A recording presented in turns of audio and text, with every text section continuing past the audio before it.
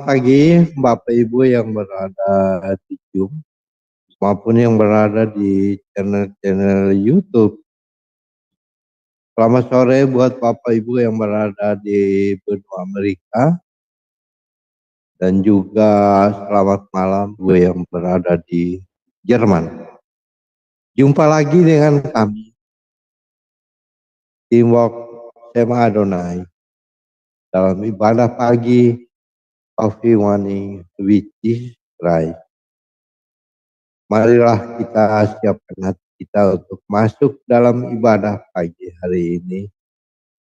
Kita akan memulainya dengan doa. Marilah kita berdoa. Selamat pagi Bapa yang berada di kerajaan surga. Puji dan syukur kami ucapkan atas berkat-Mu. Pagi ini kami datang lagi untuk naikkan doa dengan kerendahan hati, dengan keterbatasan diri dan kekuatan kami. Kami tahu bahwa setiap hari baru adalah bukti kasih-Mu atas diri kami. Bimbinglah Bapa, agar kami bisa memperbaiki sikap dan perbuatan kami.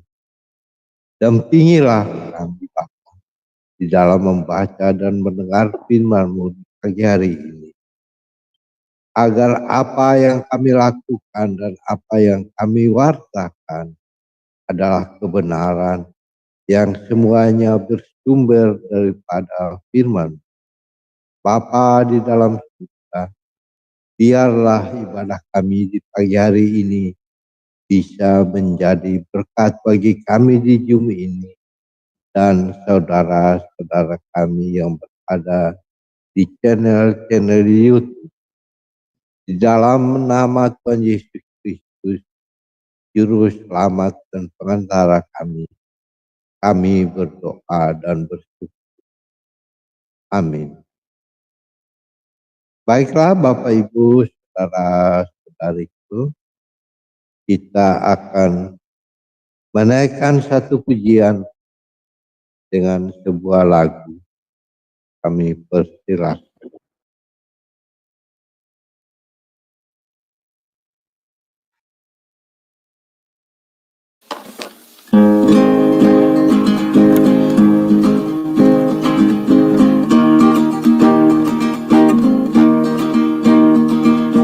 Selamat pagi Bapa, selamat pagi Yesus, selamat pagi Roh Kudus.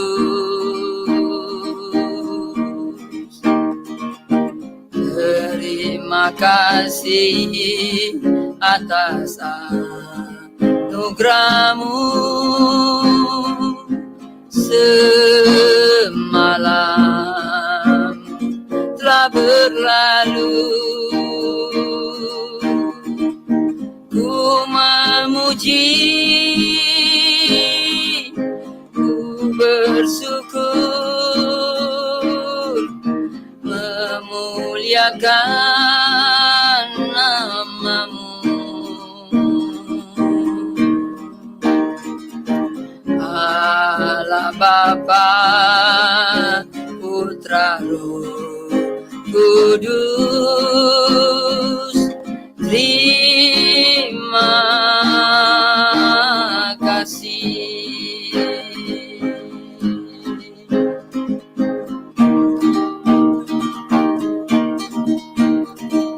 Selamat pagi Bapa, selamat pagi Yesus, selamat pagi Roh Kudus.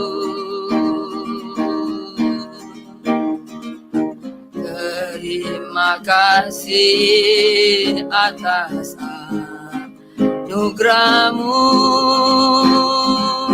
Semalam telah berlalu, ku memuji,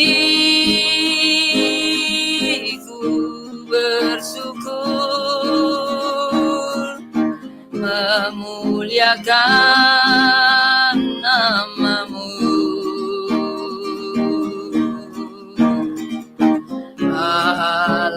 Bapa, Putra, Roh Kudus. Terima kasih. Allah Bapa, Putra, Roh Kudus. Terima kasih.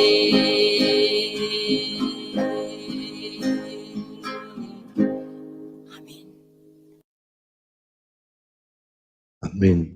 Terima kasih Bu Murni atas pujiannya. Bapak, Ibu, saudara-saudariku, mari kita membuka Alkitab kita. Kita akan membaca dan mendengarkan firman Tuhan dalam kitab Ibrani pasal yang ke-6. Pembacaan akan dibawakan oleh Bang Aras dan Bu Hana. Kami persilakan. Ibrani 6, 1-5. Sebab itu marilah kita tinggalkan asas-asas pertama dari ajaran tentang Kristus dan beralih kepada perkembangannya yang penuh. Janganlah kita meletakkan lagi dasar pertobatan dari perbuatan-perbuatan yang sia-sia dan dasar kepercayaan kepada Allah, yaitu ajaran tentang pelbagai pembaptisan, penumpangan tangan, kebangkitan orang-orang mati, dan hukuman kekal. Dan itulah yang akan kita perbuat jika Allah mengizinkannya, sebab mereka yang pernah diterangi hatinya, yang pernah mengecap karunia surgawi, dan pernah mendapat bagian dalam Roh Kudus, dan mengecap firman yang baik dari Allah, dan karunia-karunia dunia yang akan datang. Ayat 6-10. Namun yang murtad lagi tidak mungkin dibaharui sekali lagi sedemikian hingga mereka bertobat. Sebab mereka menyalibkan lagi anak Allah bagi diri mereka dan menghinanya di muka umum.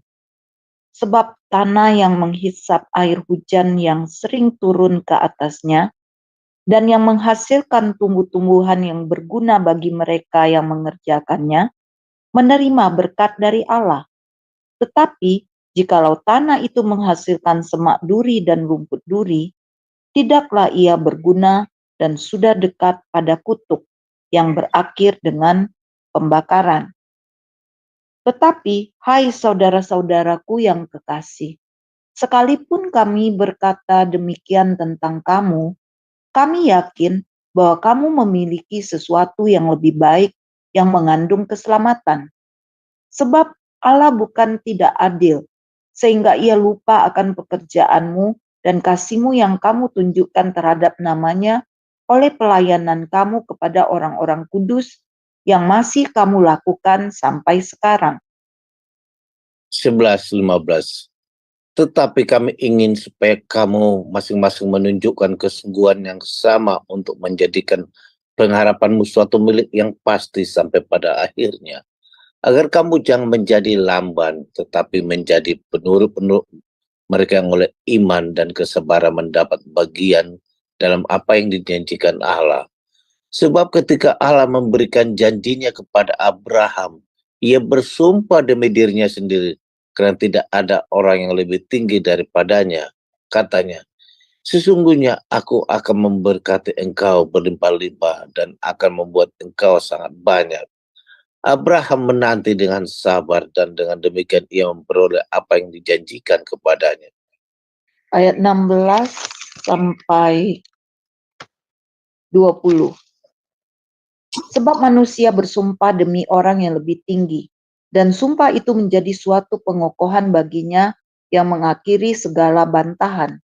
Karena itu untuk lebih meyakinkan mereka yang berhak menerima janji itu akan kepastian putusannya, Allah telah mengikat dirinya dengan sumpah, supaya oleh dua kenyataan yang tidak berubah-ubah tentang mana Allah tidak mungkin berdusta, kita yang mencari perlindungan beroleh dorongan yang kuat untuk menjangkau pengharapan yang terletak di depan kita.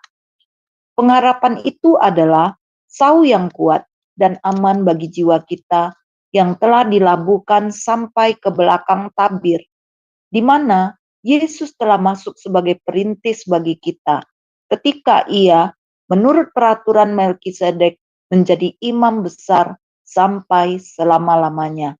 Demikianlah firman Tuhan. Syukur kepada Allah. Biarlah firman bertumbuh berbuah dan kami siap menjadi pelaku daripada firman-Mu. Haleluya. Amin. Amin. Terima kasih Bang Ara. Terima kasih Bu Ana atas pembacaan firman-Nya. Baiklah Bapak Ibu, kita akan berdiam diri sejenak sambil mendengarkan sebuah pujian dari Bu Muni, Siapkan Hatiku Tuhan.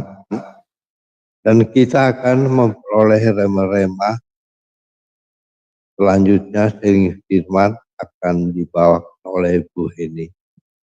Kami persilakan.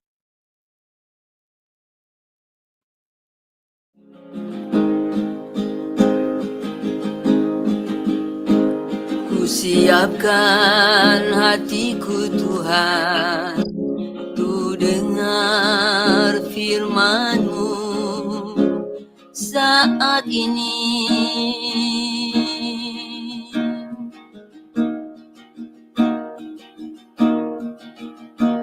Ku sujud menyembah-Mu Tuhan, masuk hadirat-Mu saat ini.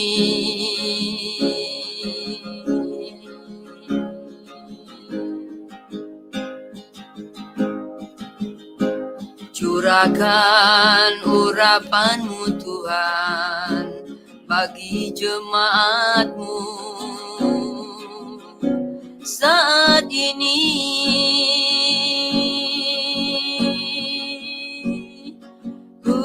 Siapkan hatiku Tuhan, untuk dengar firman-Mu.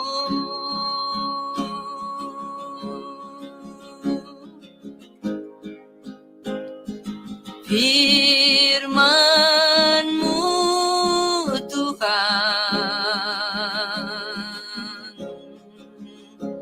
tiada berubah.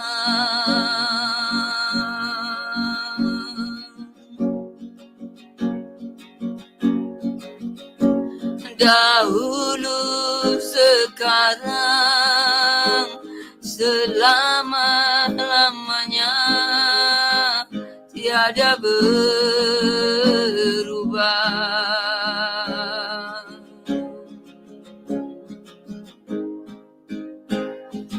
Firman-Mu Tuhan,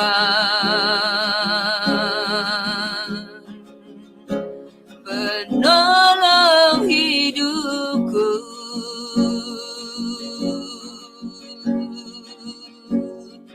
Ku siapkan hatiku Tuhan, untuk dengar firman-Mu.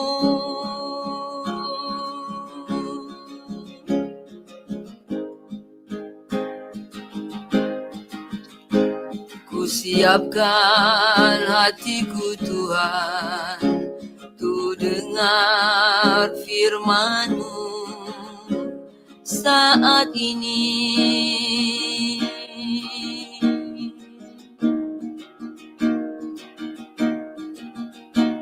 Ku sujud menyembah-Mu Tuhan, masuk hadirat-Mu saat ini.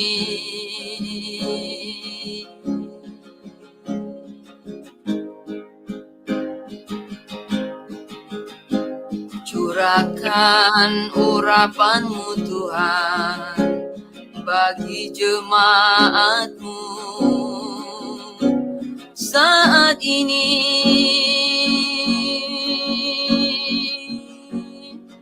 Ku siapkan hatiku Tuhan,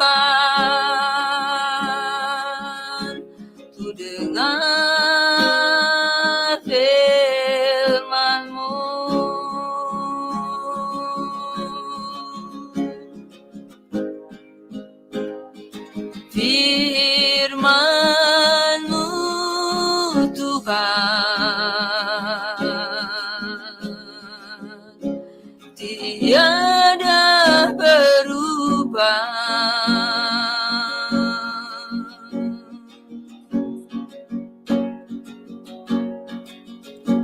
Dahulu, sekarang, selama-lamanya tiada berubah.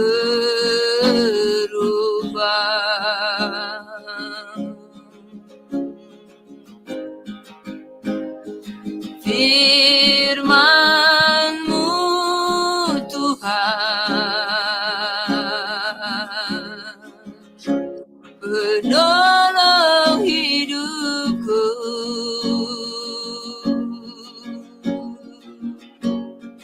Ku siapkan hatiku Tuhan, ku dengar firman-Mu.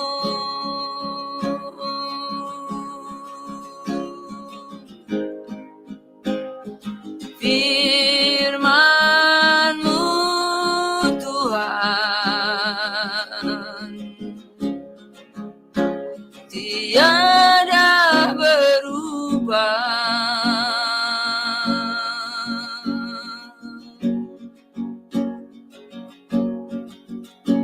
Dahulu, sekarang, selama-lamanya tiada berubah.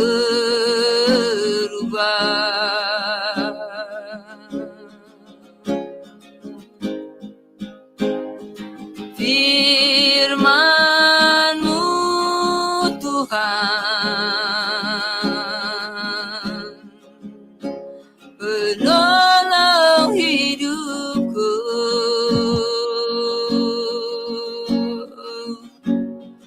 Ku siapkan hatiku Tuhan, ku dengar firman-Mu.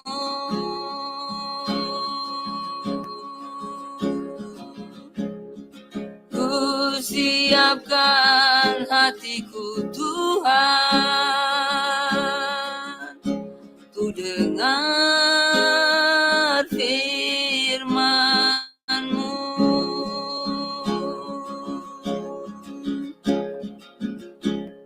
Amin. Amin. Terima kasih Bu Murni atas dianya. Selanjutnya Bapak Ibu, Bu Heni akan membawa renungan buat kita di pagi hari ini. Kami persilakan. Ya, terima kasih Pak Frans. Salam sejahtera, saudara seiman dimanapun Anda berada. Selamat pagi Indonesia. Baik buat teman saya yang ada di Jerman, saat ini selamat menjelang pagi, waktu hampir jam 1 pagi di Jerman saat ini. Dan selamat menjelang malam, good evening buat Abang Romi yang ada di Zoom sama-sama kita saat ini ya. Nah, mari saudara-saudariku, saya mengajak terlebih dahulu kita berdoa sebelum kita masuk di dalam renungan hari ini. Mari Bapak Ibu. Maha besar Engkau Bapa yang kami sembah di dalam nama Tuhan Yesus. Kami sangat bersyukur dan berterima kasih kalau setiap hari kami boleh mendapatkan kesempatan untuk menikmati anugerah yang dari Tuhan. Dan kami percaya berkat yang Tuhan berikan kepada kami juga memampukan kami untuk hidup di dalam kebenaran firman. Sebentar Bapak kami akan merenungkan firman ini, biarlah firman ini memberkati kami semua. Dan firman ini Bapak bisa menguatkan kami seperti pengharapan yang Engkau inginkan di dalam kehidupan kami. Bapak Surgawi, terima kasih, kami percaya anugerah berkat-Mu, pertolongan Roh Kudus menyertai kami semua. Amin. Ya, Bapak Ibu, hari ini kita akan membaca bacaan kita di kitab Ibrani 6 ya. Kita udah sampai di hari Ibrani 6. Ini saya memberikan tema bertumbuh dan bertahan dalam Tuhan. Ya. Nah, hari ini kita sudah sampai membaca ini, tentunya Bapak Ibu sudah melewati bacaan-bacaan yang sebelumnya ya. Jadi sebelum bacaan yang Ibrani 6 ini. Dan saya akan jelaskan sedikit ya mengenai surat Ibrani ini, dikenal sebagai surat yang unik. Kenapa? Setelah saya mempelajari dari isi kitab Ibrani yang terdiri dari 13 pasal ini, saya menemukan bahwa kitab ini isinya miniatur dari kitab Taurat. Karena lain dari surat Paulus yang sebelumnya, ya. Nah, pasti ada yang menyangka ya bahwa yang menulis ini adalah Paulus. Nah, apakah Paulus? Apakah Barnabas yang mengetahui seluk-beluknya para imam pada saat itu dan bagaimana pekerjaan mereka? Ada lagi yang menduga bahwa penulis adalah Lukas. Lukas ini adalah penulis kitab Lukas dan kitab Kisah Para Rasul ya. Alasannya mengapa diduga Lukas? Karena dari gaya penulisannya surat Ibrani ini mirip dengan gaya penulisan Injil Lukas dan Kisah Para Rasul. Atau apakah Apolos seorang yang mahir dalam soal-soal kitab suci?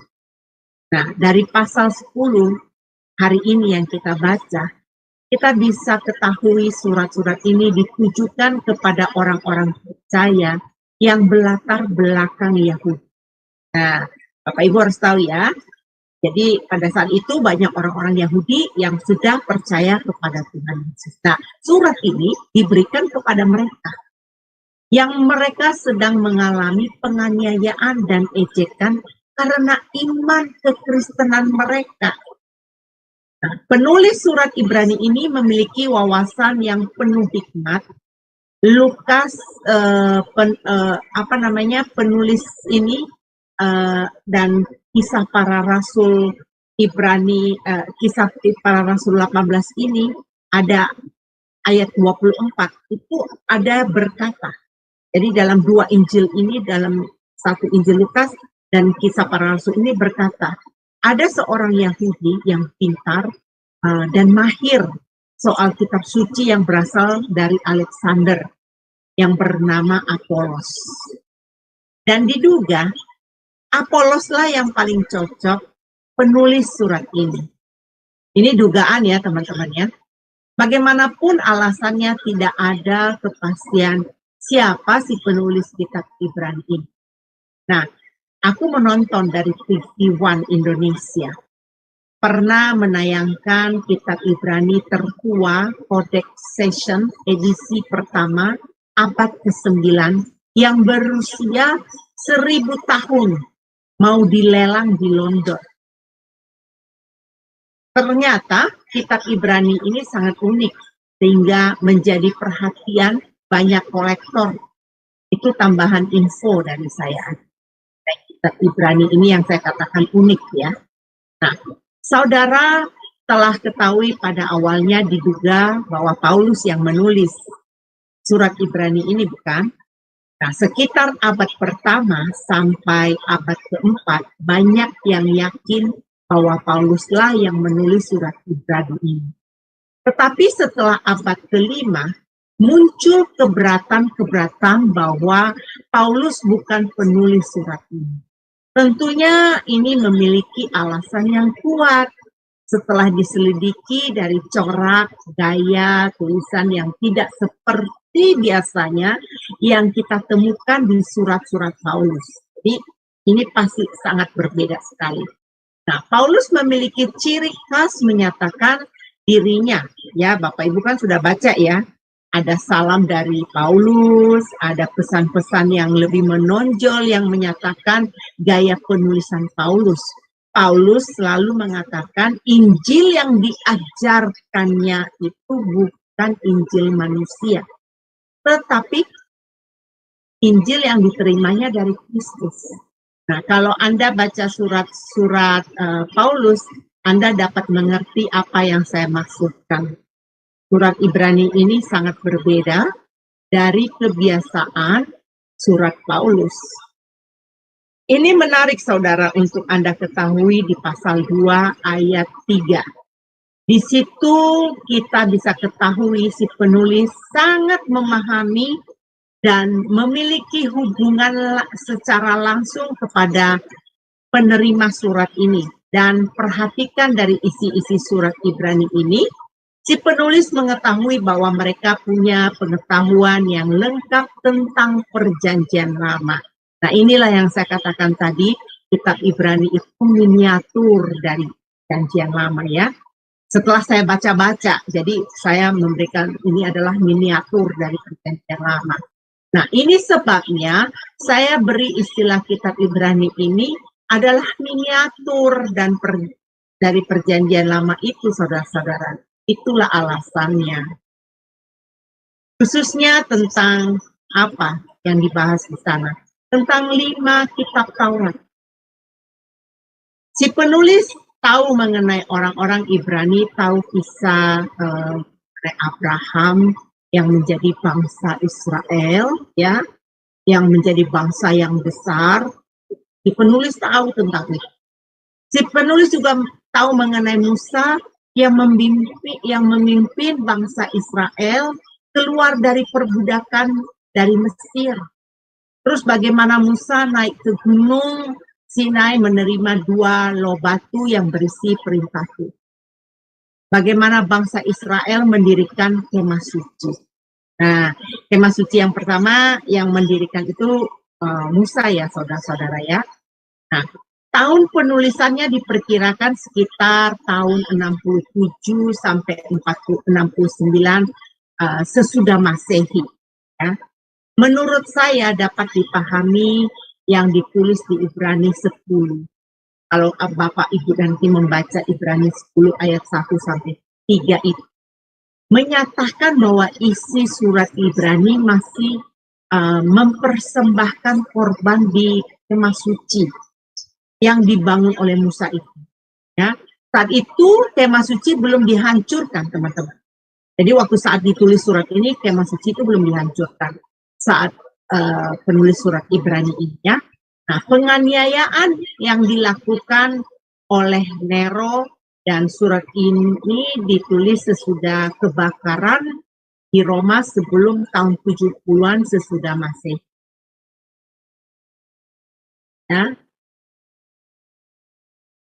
Nah, saudara tahu kan mengenai kemah suci Musa yang dihancurkan dan Salomo mendirikan bait Allah di tahun 957 sebelum Masehi.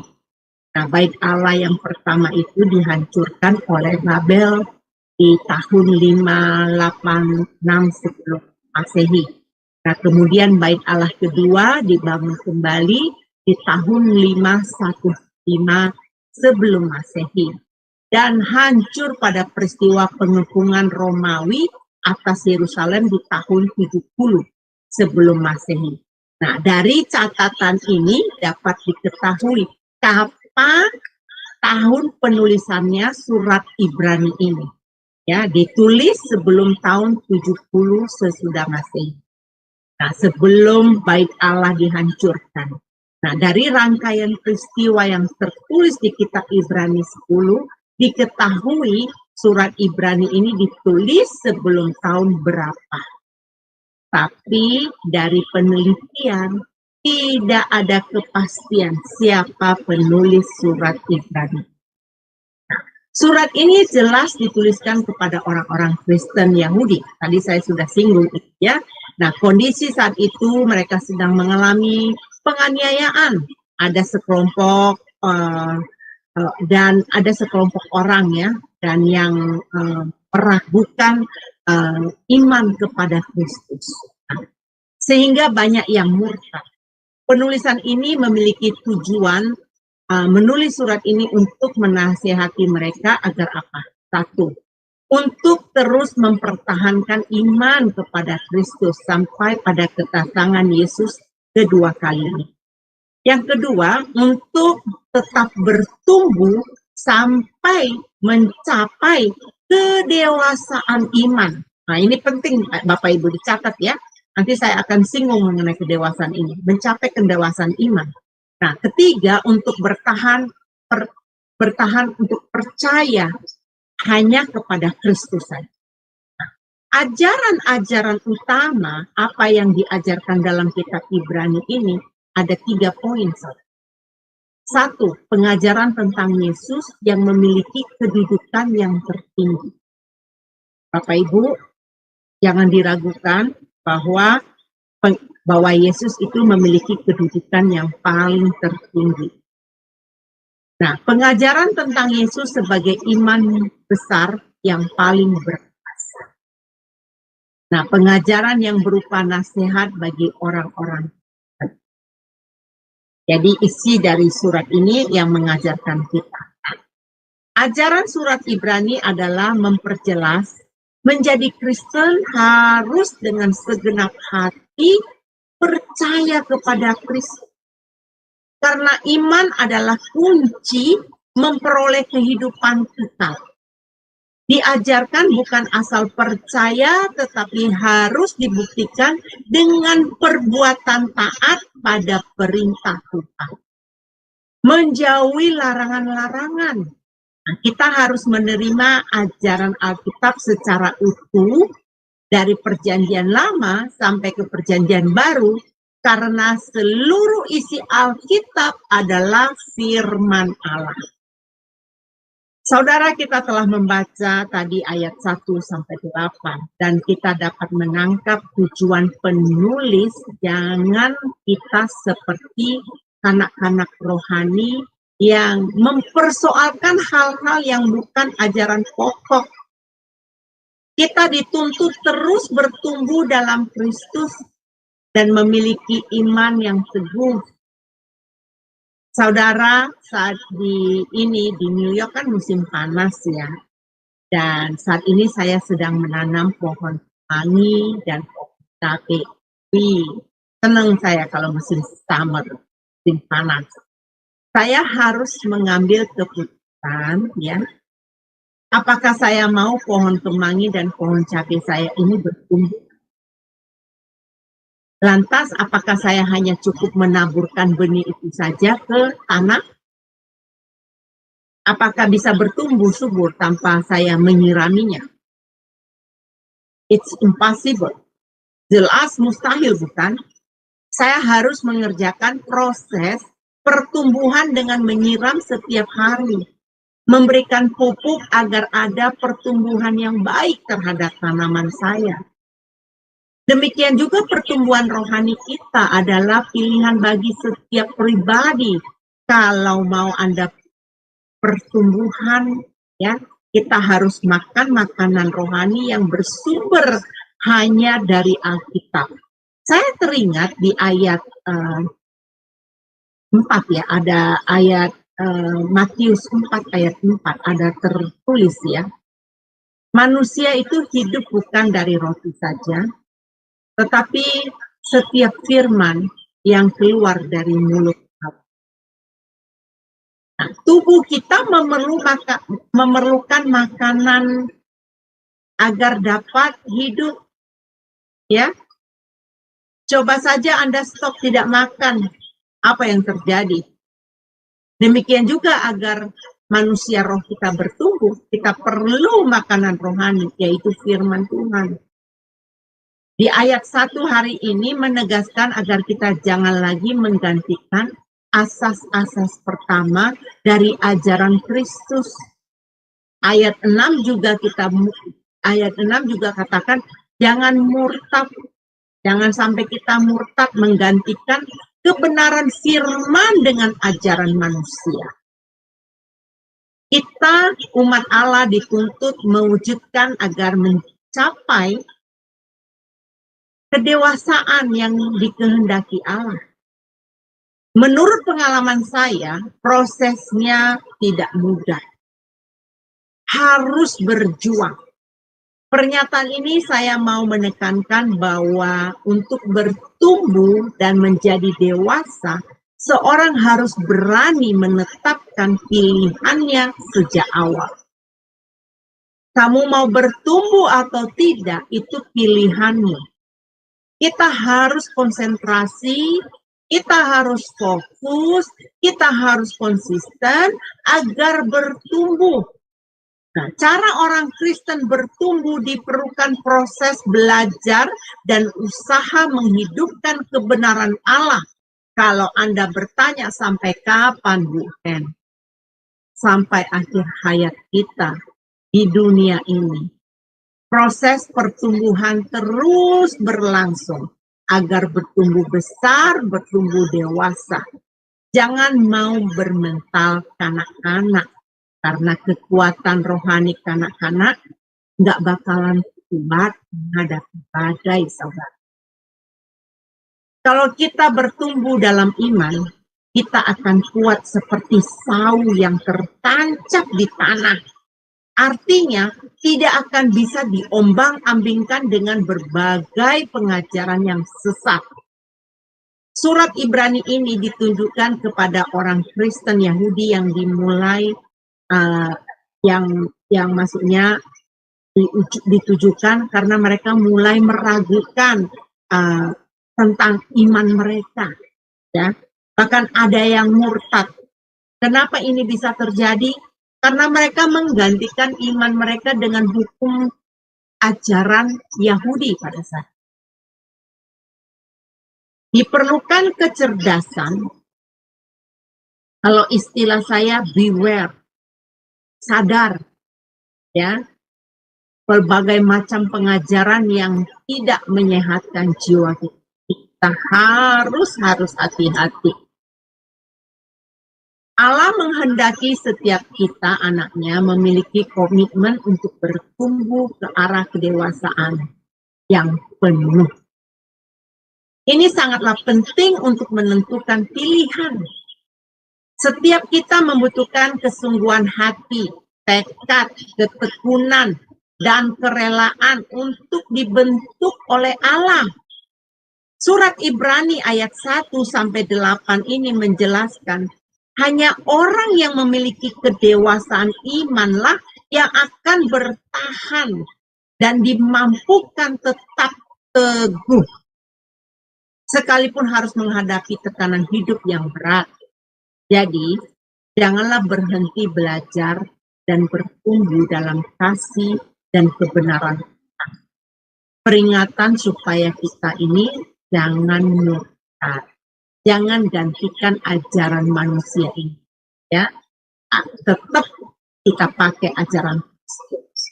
Nah, kita lanjut dari ayat 9-20. Si penulis memberi tema berpegang teguh pada pengharapan. Ya, ini hal yang baik karena penulis meyakinkan mereka bahwa pengharapan kekal itu pasti tidak pernah berubah. Orang yang setia kepada Kristus dalam iman dan kasih akan menerima perjanjian Tuhan, akan menyelamatkan setiap kita, setiap yang percaya, yang bertahan, yang tidak goyah, yang memiliki iman teguh, mereka pasti akan diselamatkan. Sebelum kita ke ayat 19, ya, ada poin penting yang ingin saya tekankan dari poin ayat 17 dan ayat 18. Nah, ayat 17, karena itu aku lebih meyakinkan mereka yang berhak menerima janji itu akan kepastian putusannya. Nah, Allah telah mengikat dirinya dengan sumpah. Garis besar ini, ya.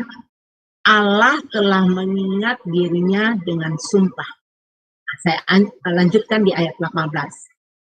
Supaya oleh dua kenyataan yang tidak berubah-ubah tentang mana Allah tidak berdusta, kita yang mencari perlindungan beroleh dorongan yang kuat untuk menjangkau pengharapan terletak di depan kita. Nah, garis tentang mana Allah tidak mungkin ya. Nah, dari kedua ayat ini menyatakan Allah kita tidak mungkin berdusta. Kita sudah melihat Allah berjanji kepada Abraham yang ditulis di ayat 14 tadi ya. Diberikan keturunan yang berlimpah-limpah. Terbukti kan Abraham memiliki keturunan yang banyak. Baik itu keturunan jasmani dan keturunan ilahi. Seperti kita ini ya, kita keturunan Abraham karena kita punya iman, kita keturunan ilahi. Nah, dalam Alkitab masih banyak janji Tuhan. Tuhan mengikat perjanjian dengan manusia yang kita tahu di dalam Kejadian 3 ayat 15. Tuhan akan menebus manusia yang berdosa melalui keturunan perempuan. Nah, siapa keturunan perempuan itu? Dia adalah Tuhan Yesus yang membayar lunas akan dosa manusia. Isi surat Ibrani ini menunjukkan bahwa Tuhan kita tidak berdusta. Banyak sekali janji Tuhan di Alkitab yang terbukti digenapi. Masih banyak lagi janji-janji Tuhan dan Tuhan tidak mungkin mengingkari janji. Saudara tahu mengapa sih kita mengandalkan janji Tuhan? Apakah ada yang tahu mengapa? Apa perlunya sih kita mengandalkan janjinya Tuhan? Saudara, kita harus mengandalkan. Dengan demikian, kita menunjukkan sikap kita bahwa kita memahami Tuhan yang menjadi sumber kekuatan kita satu-satunya. Hanya Tuhan tumpuan harapan kita. Dalam dunia ini, tidak ada yang lebih berkuasa dari Tuhan yang kita imani melalui Yesus Kristus. Setelah kita memahami bahwa Tuhan pasti menepati janjinya, Tuhan tidak akan berdusta, mari kita bahas ayat berikutnya. Ya. Di ayat 19, saudara-saudara. Saya garis merahi ada ayat 19 yang berkata gini, pengharapan itu adalah sau yang kuat dan aman bagi jiwa kita yang telah dilabuhkan sampai ke belakang. Jadi pengharapan itu adalah sau yang kuat dan aman bagi jiwa. Setiap kita tidak dapat menghindar dari kendala, kan? Dari persoalan, dari polemik. Untuk mempertahankan iman banyak ditemukan kesulitan. Oh ya, saya alami sampai saat ini. Apakah kita masih didapati memiliki pengharapan dalam dalam masalah yang sedang kita hadapi dalam zaman saat ini?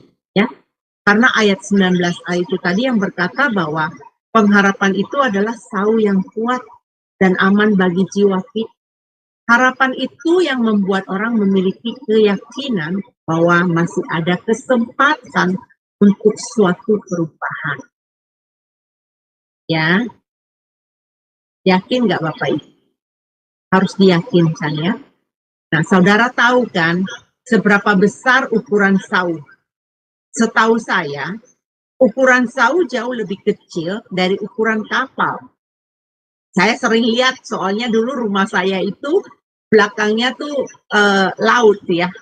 Jadi kalau kapal bersender itu mulai dibuang tuh jangkarnya, sausnya itu. Atau saya sering ke pelabuhan dulu. Nah, waktu saya remaja saya suka naik motor, saya pergi ke pelabuhan, saya liatin kalau kapal masuk. Namanya saja saya tinggal di Pulau Nias ya, di kelautan. Jadi saya sering lihat kapal. Itu Murni juga tahu tuh. Soalnya di belakang rumah Murni sama, itu laut itu. Ya. Nah, Firman Tuhan berkata, pengharapan itu adalah sau yang kuat. Wow, dahsyat sekali ya. Ukuran sau yang sangat kecil, tapi bisa menahan kapal yang besar itu agar tidak hanyut terbawa arus. Sau yang kukuh yang membuat kapal tidak terhanyut oleh arus laut. Dalam menjalani kehidupan, kita tidak dapat menghindar dari topan kehidupan, dari krisis kehidupan. Ya, krisis kehidupan itu wajar, tapi kita harus hidup dalam pengharapan, saudara. Karena pengharapan itu adalah sau yang kuat dan aman bagi jiwa kita. Tadi ayat 19 berkata demikian. Pengharapan akan hidup, akan tumbuh jika kita punya iman. Kuncinya kita harus punya iman, saudara. Dengan demikian kita akan tertancap, ditambatkan di dalam Tuhan. Ujian kehidupan yang sedang kita hadapi, nasihat sang penulis ini ya, penulis Ibrani ini, tetaplah punya pengharapan kepada Tuhan. Karena pengharapan yang tertambat kuat kepada Tuhan, sang pencipta itu, Allah yang kekal itu, tidak akan dapat dipengaruhi oleh bencana, bahkan oleh kematian sekali. Jadi pertahankan itu. Kita percaya bahwa iman dan pengharapan bekerja bersama. Dan kasih itu saling melengkapi. Iman pada Kristus menimbulkan pengharapan hadirnya anugerah Allah. Karena itu sadarlah maksudnya sadarkan diri ya. Agar kita percaya kepada Allah. Karena apa, saudara? Allah tidak akan mengecewakan kita. Dalam kesungguhan hati untuk menjadikan pengharapan kita hanya tertuju kepada Kristus sebagai kepastian keselamatan. Itulah pesan penulis kepada surat Ibrani dan berlaku atas kita saat ini juga. Perlu sekali kita introspeksi diri tentang keyakinan kita. Harus waspada agar tidak kehilangan iman dan pengharapan kepada Kristus sebagai kepastian keselamatan. Untuk dapat bertumbuh dan bertahan dalam pengharapan, dalam menanti janji Allah ini. Ya, tadi kita sudah dengar apa poin-poin yang harus kita lakukan. Agar dapat bertumbuh, perjuangkan selalu. Diperlukan kesetiaan, keseriusan, ketekunan, ya, apalagi diperlukan kesabaran. Proses pertumbuhan diperlukan kesabaran waktu berjuang. Kalau nggak sabar, sudah KO duluan ya, bahkan bisa murtad ntar. Bagaimana kita dapat meraihnya? Hanya mereka yang tetap memiliki pengharapan, dimampukan melihat dan mengalami berkat dan janji Tuhan. Karena pengharapan itu adalah sau yang kuat dan aman bagi jiwa. Seperti jangkar yang kokoh, yang membuat kapal tidak terhanyut oleh arus laut itu. Saudara perlu ketahui pada zaman penulisan surat Ibrani ini, saat itu banyak umat Tuhan yang dari latar belakang kepercayaan Yahudi. Mereka mulai meragukan Yesus adalah Imam Agung. Nah, ini poinnya, saudara. Meragukan Yesus sebagai. Jadi pengajaran yang diajarkan dari kitab Ibrani ini adalah, tadi saya sudah katakan, pengajaran bahwa Yesuslah yang memiliki kedudukan paling tertinggi. Sudah tidak ada lagi yang lain. Di dalam dunia ini, tidak ada. Hanya Yesus yang memiliki kedudukan yang paling tertinggi. Kemudian pengajaran tentang Yesus sebagai imam besar yang paling berkuasa. Dan pengajaran yang berupa nasihat bagi orang-orang Kristen di sana untuk tidak murtad. Zaman kita sekarang pun tetap jangan goyah, teman. Berlaku, ya. Nah, pengharapan kita yang menentukan kepada kehidupan kekal. Saya berharap renungan hari ini yang diambil dari surat Ibrani 6 ini dan saya ada mengupas tadi dari keseluruhan isi Ibrani, ya, itu memberkati kita semua. Baik Bapak Ibu, saya percaya Bapak Ibu belajar sesuatu karena waktu saya mengulangi pelajaran ini, saya juga sangat diberkati. Ya, Bapak Ibu mari kita berdoa. Bapak Sorgawi, terima kasih untuk firman Tuhan yang telah Tuhan berikan kepada kita.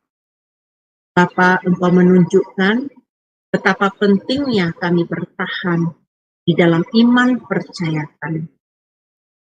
Kalau si penulis dari kitab Ibrani menasehatkan jemaat yang ada di sana untuk berpegang teguh dalam pengharapan bahwa Yesus adalah Tuhan yang akan menyelamatkan. Amin. Bapa, ajar kami juga terus, karena pada era zaman sekarang begitu banyak pengajaran-pengajaran yang akan menyesatkan umat. Hamba berdoa ya Bapa, mampukan kami agar kami peka, agar kami cerdas Tuhan, menangkap isi kebenaran firman. Bapak Surgawi, terima kasih. Hamba berdoa biarlah firman yang telah hamba sampaikan ini melalui pertolongan Roh Kudus terus Bapak mengajarkan kepada kami dan meneguhkan. Terima kasih Bapa, di dalam nama Tuhan Yesus hamba berdoa mengucap syukur. Haleluya. Amin. Saya kembalikan kepada Pak Frans. Amin. Terima kasih Bu Eni atas renungan hari ini. Bapak Ibu, saudara-saudariku, mari kita naikkan satu pujian dengan sebuah lagu. Kami persilahkan.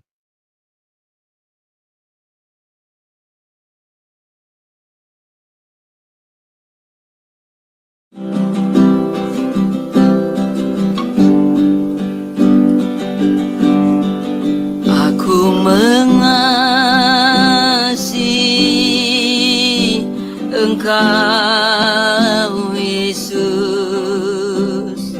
dengan segenap hatiku. Aku mengasihi Engkau Yesus dengan segenap jiwaku.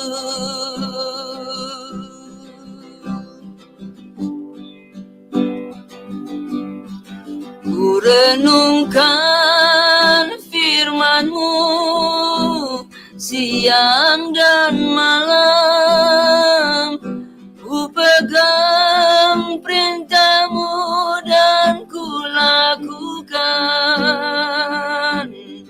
Engkau tahu ya Tuhan, tujuan hidupku hanyalah untuk menyenangkan hati-Mu.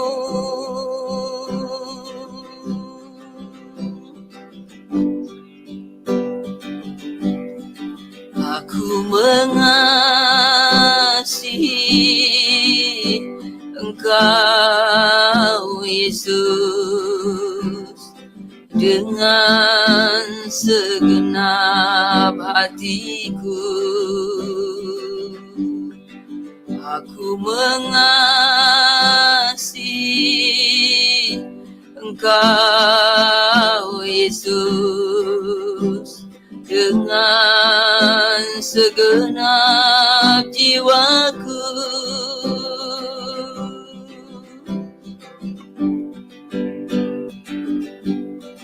Ku renungkan firman-Mu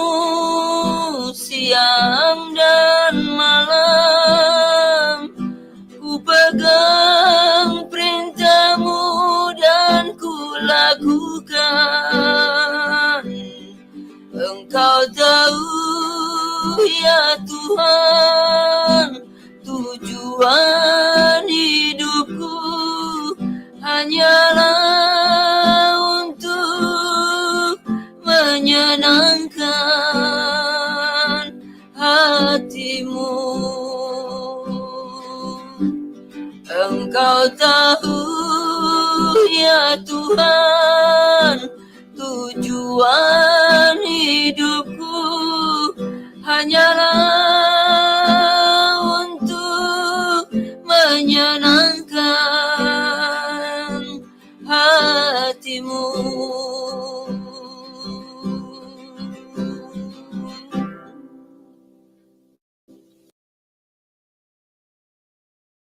Terima kasih Bu Murni. Selanjutnya informasi buat Bapak Ibu yang berada di channel-channel YouTube. Setelah live, kami akan menaikkan doa syafaat bagi Bapak Ibu yang ingin bergabung bersama kami di dalam menaikkan doa-doa syafaat. Bisa bergabung dalam Zoom meeting Seba Adonai yang linknya tertera di channel-channel YouTube. Selanjutnya, Bapak Ibu, mari kita mengangkat kedua tangan kita. Bu Heni akan membawa kita ke dalam doa berkat. Kami persilakan. Bapak Ibu yang terkasih di dalam Tuhan, mari kita menerima berkat dari Allah Bapa. Tuhan memberkati kita dan melindungi kita. Tuhan menyinari kita dengan wajah-Nya dan memberi kita kasih karunia. Tuhan menghadapkan wajah-Nya kepada kita dan memberi kita damai sejahtera.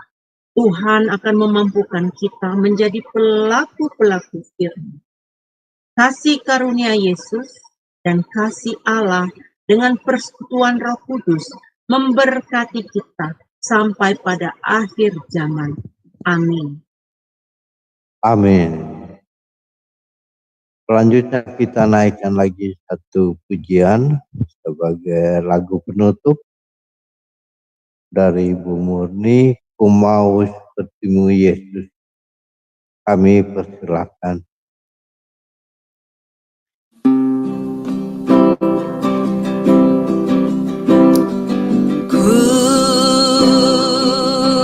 Seperti-Mu Yesus, disempurnakan selalu dalam segenap jalanku, memuliakan nama-Mu.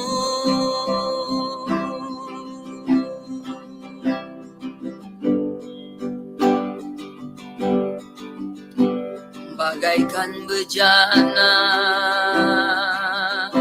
siap dibentuk, demikian hidupku di tangan-Mu. Dengan urapan kuasa Roh-Mu, ku dibaharui selalu. Jadikan ku alat dalam rumah-Mu.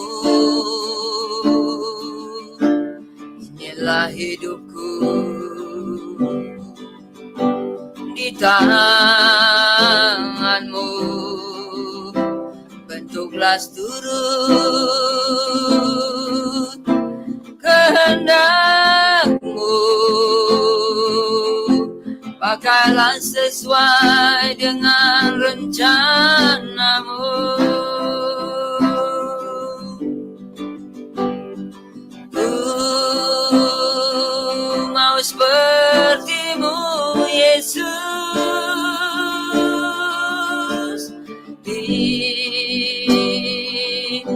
sempurnakan selalu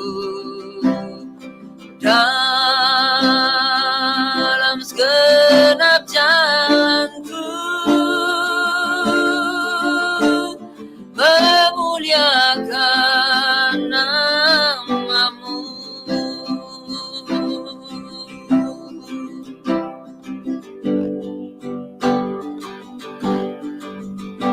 Bagaikan bejana siap dibentuk, demikian hidupku di tangan-Mu. Dengan urapan kuasa Roh-Mu, ku dibaharui selalu. Jadikan ku alat dalam rumah-Mu, inilah hidupku di tangan-Mu. Bentuklah seturut kehendak-Mu, pakailah sesuai dengan rencana-Mu.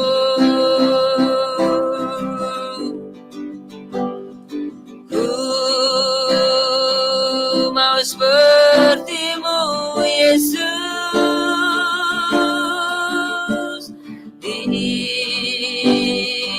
disempurnakan selalu dalam segenap jalanku, memuliakan nama-Mu.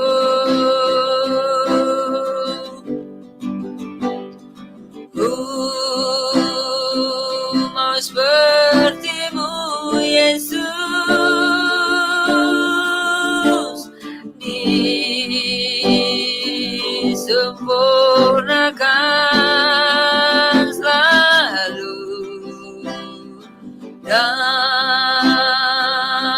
segenap jalanku, memuliakan nama-Mu.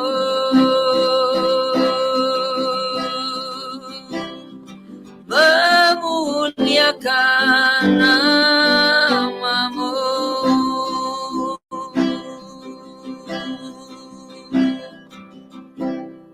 Amin. Terima kasih.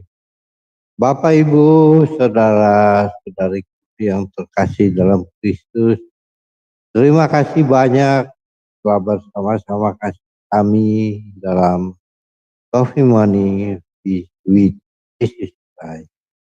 Sampai jumpa lagi di esok hari di waktu yang sama. Tuhan Yesus memberkati kita semua.